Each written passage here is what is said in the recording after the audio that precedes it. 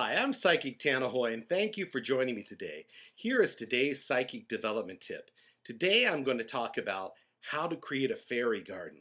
Now, fairies and elves are one of my favorite things in the world to talk about. I have a beautiful little fairy garden set up in my backyard, and I've been delighted since the day that I put it out there. And I think that you're going to find that if you experiment and create your own fairy garden, you too are going to be surprised at, well, little things that start to happen. Fairies, a lot of us have been taught as we're children that fairies were creatures and little beings, I guess, in cartoons that didn't really exist. Well, I'm here to tell you that fairies and elves really do exist. They are little beings, they're like little light beings, and they have the ability at will they live in another dimension. So they have the ability at will to switch in and out of their dimension into our dimension. And fairies and love people, and elves, they love people, but some of them are very shy from us because of ways that we've treated nature, ways that we've treated the earth. Sometimes they're a little scared or a little afraid.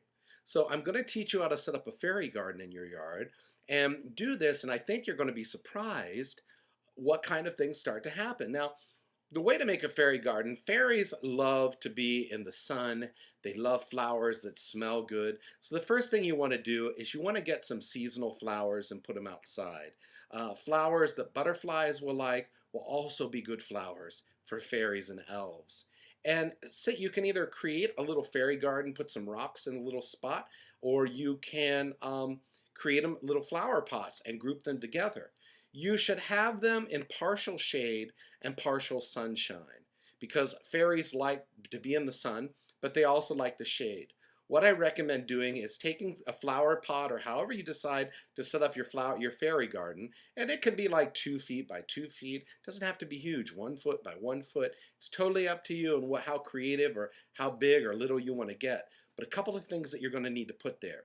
You want to put a flat rock under or in between the pots or flowers. This is a sunning rock, and make sure it's in the sun so that the fairies or the elves can lay in the sun. They love to be in sunshine. And you also want to take a pot and turn it on its side. This will protect them from rain, and this will protect them from heat and wind.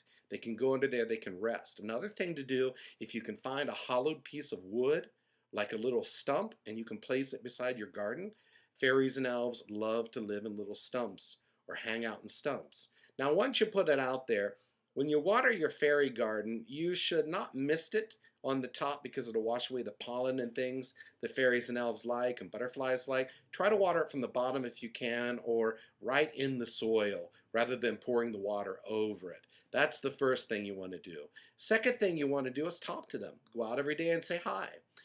I always take a little piece of cake, like a piece of chocolate cake, a little small piece, about a ½ inch size, and I put it on the sunning rock or on the edge of a pot and I leave it there.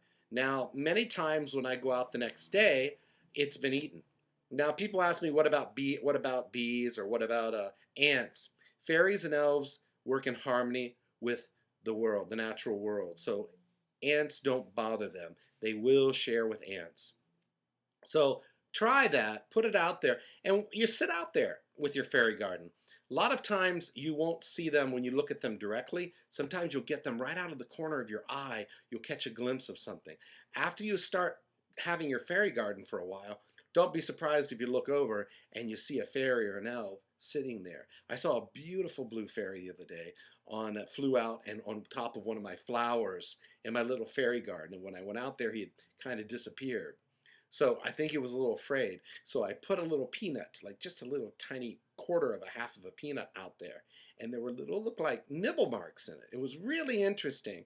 And so I knew he had come and enjoyed it. And that was my way. I took it out and I said, here's a treat for you, my friend. I want you to know that I'm a friend. I'm not an enemy.